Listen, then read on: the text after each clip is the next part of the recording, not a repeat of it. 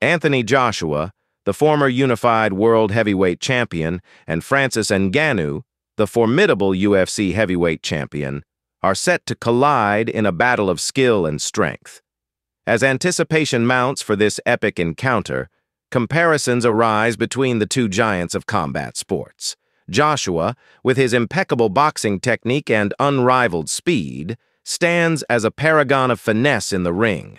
Ngannou, on the other hand, epitomizes raw power and brute force, with devastating knockout blows that have sent opponents reeling.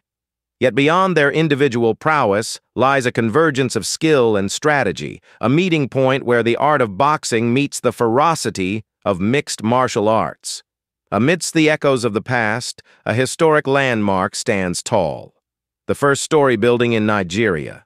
Built in the early 19th century by the missionaries, this architectural marvel has withstood the test of time, bearing witness to centuries of history and change.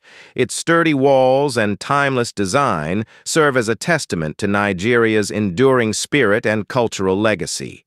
Join us as we delve into the story behind this iconic structure and anticipate the clash of Anthony Joshua and Francis Ngannou, a showdown that transcends boundaries and captivates the world.